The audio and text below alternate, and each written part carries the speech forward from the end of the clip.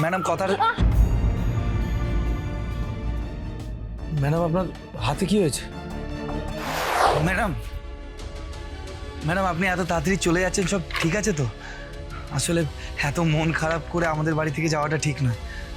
আমার দিদি না আসলে অত কিছু বোঝে না ম্যাডাম, যা মুখে এসেছে বলে ফেলেছে। আপনি প্লিজ কিছু মাইন্ড করবেন না।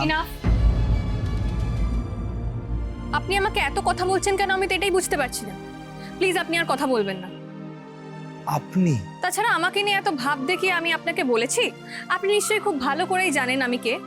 তবুও একবার মনে করিয়ে দিচ্ছি, আমি হলাম আমাদের বাড়ির রানী।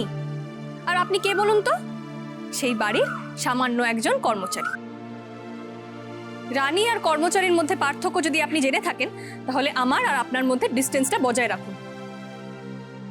এটা আমার কথা নয়, কিন্তু এটা আপনিই আমাকে বলেছেন।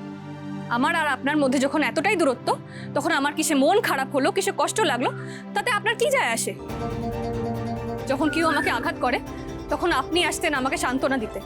কিন্তু কাল যখন আপনি আমাকে আঘাত করলেন, তখন কে এসেছিল আমাকে সান্ত্বনা দিতে? আমি যখনই দুঃখে কষ্টে থাকতাম বা খুব আনন্দ হতো, তখন সবার আগে আপনার কথাটাই আমার মনে আসতো। আপনার সাথে সবকিছু ভাগ করে নিতাম আমি। কিন্তু আমি ভাবতে পারিনি যে এতে আপনাকে সমস্যায় পড়তে হবে।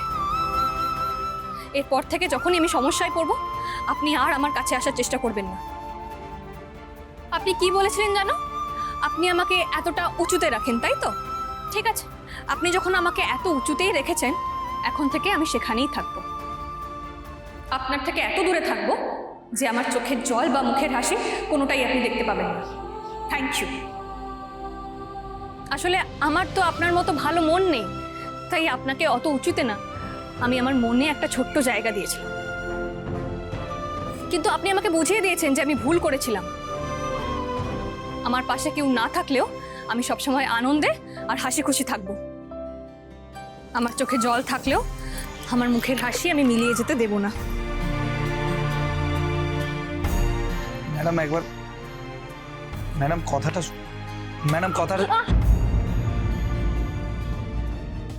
ম্যাডাম আপনার হাতে কি হয়েছে? আমি এতক্ষণ কি বললাম শুনলেন না? আর কোনো প্রশ্ন করবেন না, ডিস্টেন্স মেনটেন করুন। ম্যাডাম প্লিজ বলুন আপনার হাত কাটলো কি করে, প্লিজ।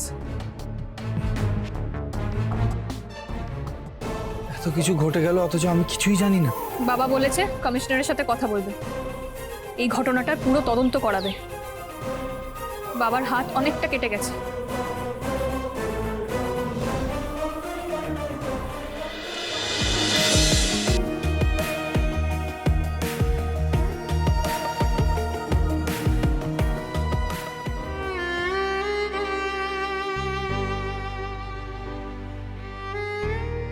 এই যে আমরা এসে গেছি।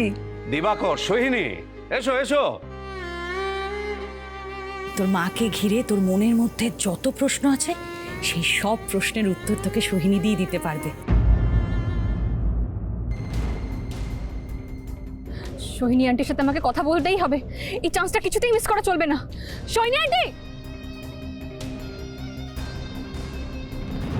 সোহিনী আন্টি, সোহিনী আন্টি দাঁড়াও।